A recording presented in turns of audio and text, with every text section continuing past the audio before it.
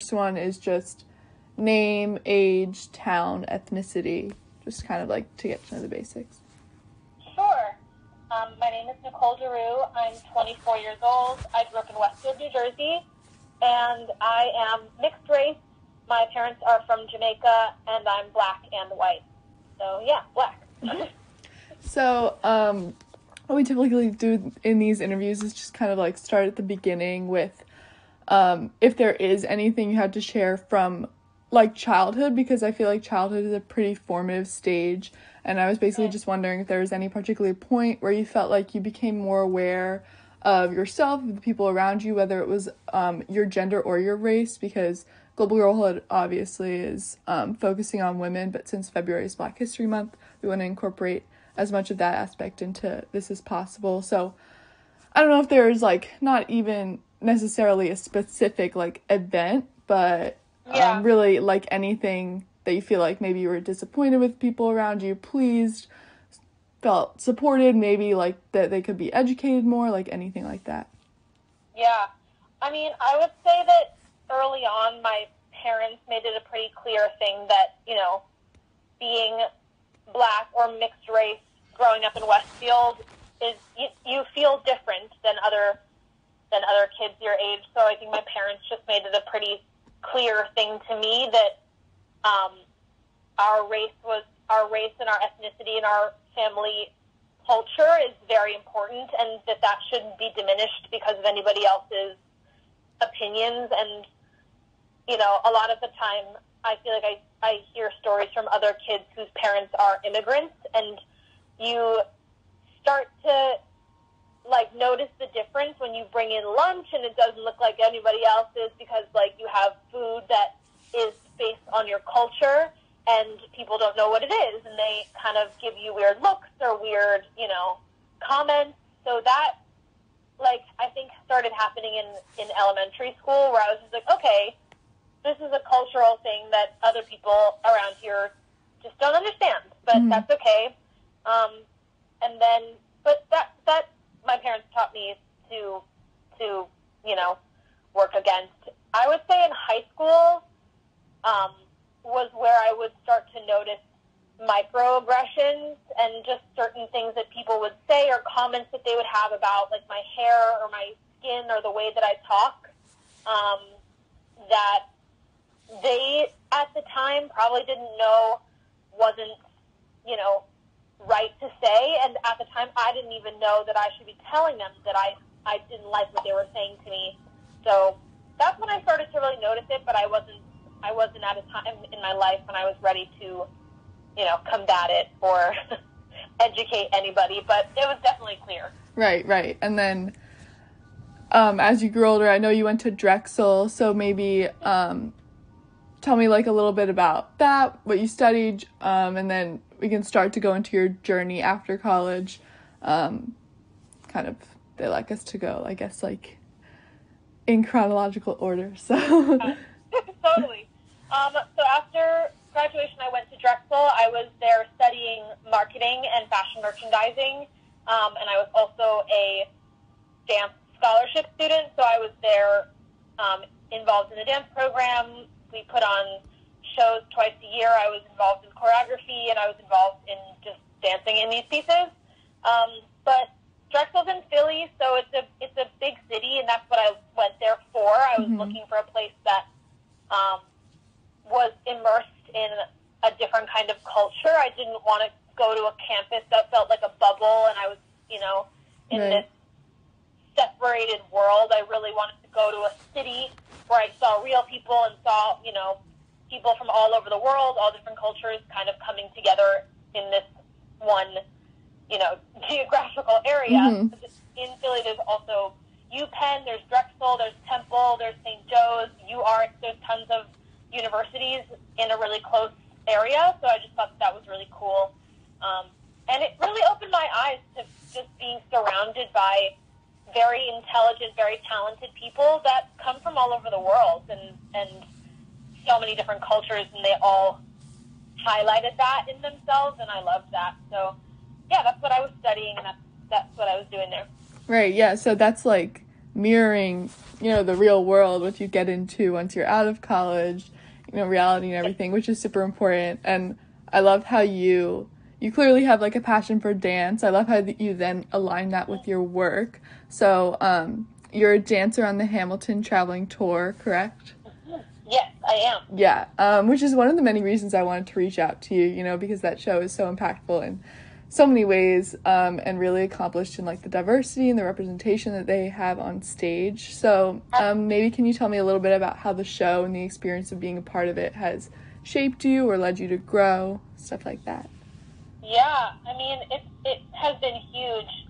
When I first joined the company, it was so clear to me that it was the most diverse group of people that I've ever been involved with in my life. Like, Drexel was relatively diverse, but not nearly as much as this cast was, and the cast is filled with people who are the kindest, most talented singers, dancers, actors, and they seriously come from all different places in life. Everyone got to this point, this job differently, and that's what I loved about it, because the way that I branched into musical theater wasn't necessarily the same way that everybody else does it, or, you know, the timelines are different. So I just really enjoyed getting to know each person from the cast and seeing how they got there. I was like, what did, you know, people went to school for acting, certain people went to school like me for business, some people went for a million other things. So it was just really interesting to get to know everybody's history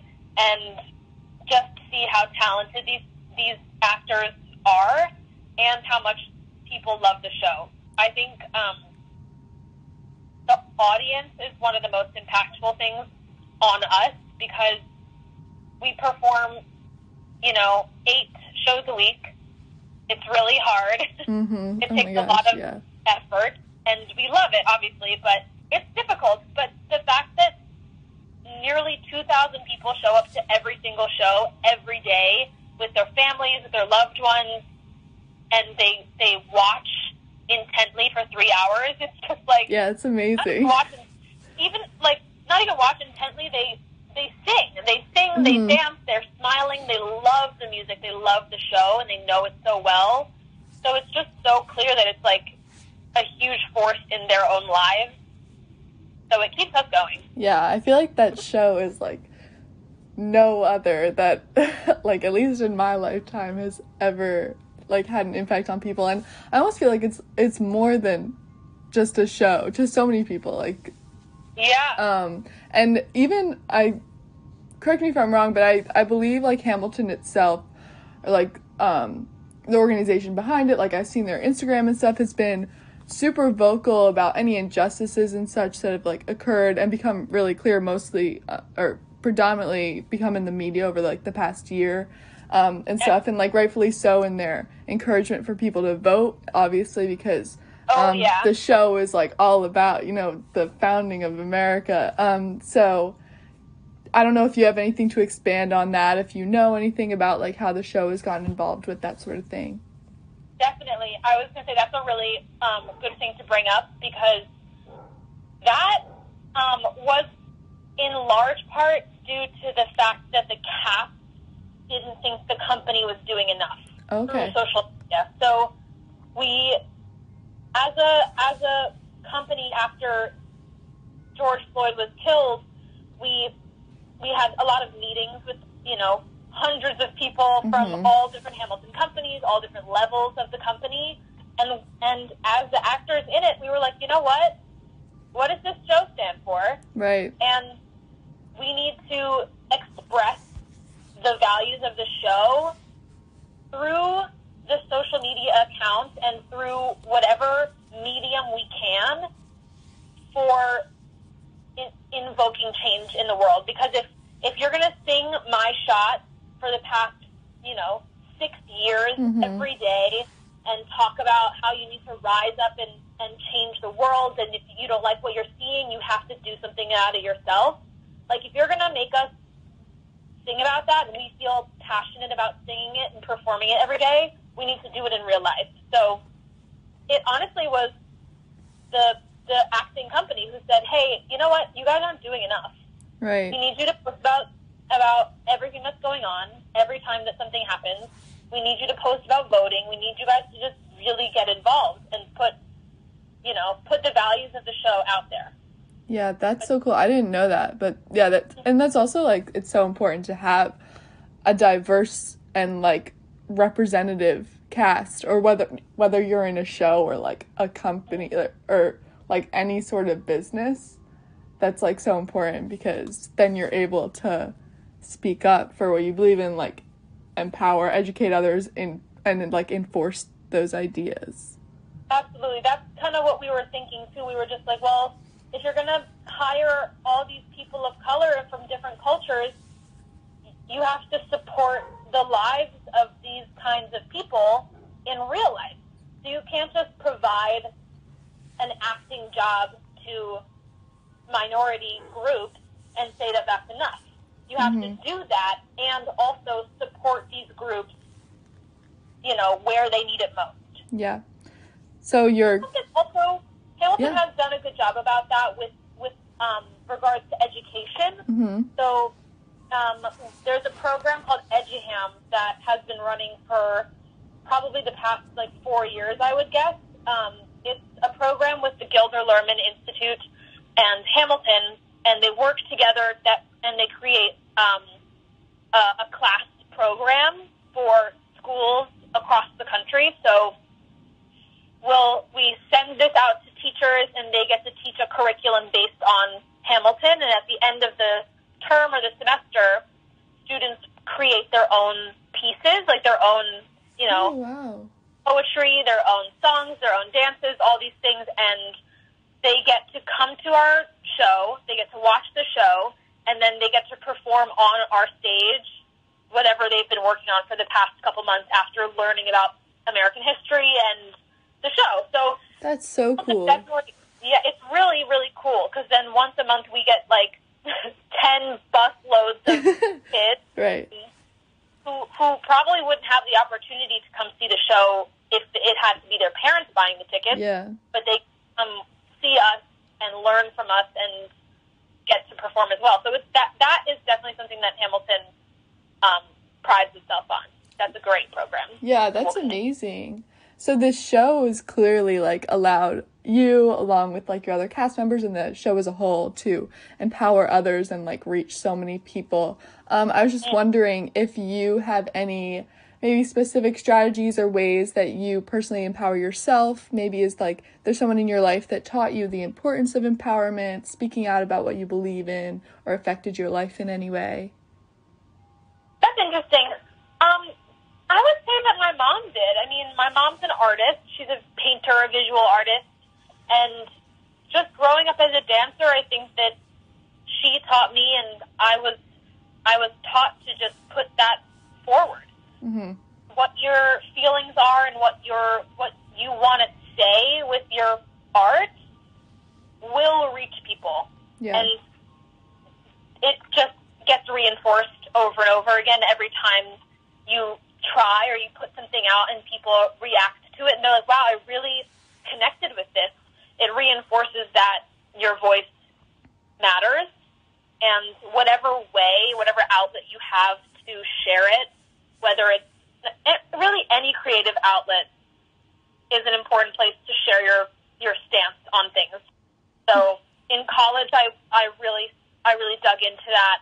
When it came to my choreography, my main goal was to make somebody feel something. I wanted to put my thoughts, my feelings, and my values out, and hopefully something would land and connect with the people watching, and that they would feel something, and it would change them and change their perspective or make them think about something. So art is really important in that sense. And then more recently, I've just allowed social media to be the way that I remind myself to use what I can. Mm-hmm. So even if you're at home and I see the same 4 people every single day, right. There are, a couple thousand people who follow me. Yeah, there's a way to reach people. Sometimes they might have the same beliefs as me, and it might sound like I'm just a broken record saying the same things over and over again to the people who believe what I'm saying. But there might be a couple that don't, and there might be a couple that aren't so educated on certain topics. Right. So I find it valuable, regardless, just to share what I'm thinking and put it out there. And whatever sticks with followers, it does. If it doesn't, move along. Yeah, that's a great point. You know, there's, like, literally so many ways to empower yourself, others, like, educate yourself for others, and you can do it through, like, so many different avenues, you know, and just, like, follow whatever you're passionate about and bring that into it. Yeah, that's really cool. So this month, or next month, February, when they would be putting everything out, but Global Girlhood is honoring Black History Month. So what they want to know, and what I want to know, is what Black History Month means to you, really, in any way. I mean, it's pretty, like, open-ended question, but yeah. I would say there's two sides of it for me. The first half would be just taking the time personally to educate myself, because I don't think anyone's finished learning. So if it's a time where we're supposed to be dedicating ourselves to honoring the history, right, that's what we should be doing. So taking time, you know, I've had friends who in Black History Month have posted once a day, you know, a Black author that they wanted to highlight. Like, once a day they just posted about the author and wrote a little thing about them, or they wrote once a day, posted about a Black visual artist. So I think that that's a great way to educate yourself. Each day, find a new, you know, musician that you love that's Black, that you don't know much about. Go listen to their music all day. Find an author, read some poems by a Black poet that you didn't know, or maybe you hadn't read that poem before. Go watch some choreography, some dance choreography, or what did I say? I said a book. Look up painters, look up, you know, artists online. It's just so simple to find more to love about, you know, your history, or even if it's not your history, and anyone should do this, I think. Right, there's always, like, new things to learn. There's always messages behind it. So much, and you can just find what you love and keep digging into it. So I think that's one part of celebrating Black History Month, and then the other part would be sharing your experience and your history. Hamilton this year is doing, like, an open mic night kind of performance. So I'm involved in one of the pieces, and I'm doing some choreography, and I get to work with people from my cast and other casts, and just, like, put together a dance number, which is really great. It's just an evening to celebrate history and work together in a creative way and share our talents. So I think that that's also a great way to honor it and celebrate it. Definitely. So I know you said, like, educating yourself with books, art, anything. Do you have any, like, books, podcasts, artists, any type of media, or any type of, like, even just role model who you look up to, or you like their work and would want to share with the Global Girlhood and really, like, international, anyone who reads this community? Yeah, absolutely. I mean, a couple of my favorites that I've read in the past year, James Baldwin's The Fire Next Time is an incredible, very short book about his life and his, you know, involvement in the civil rights movement. I love reading Toni Morrison. She's an incredible author. Anything that I have of hers, I love.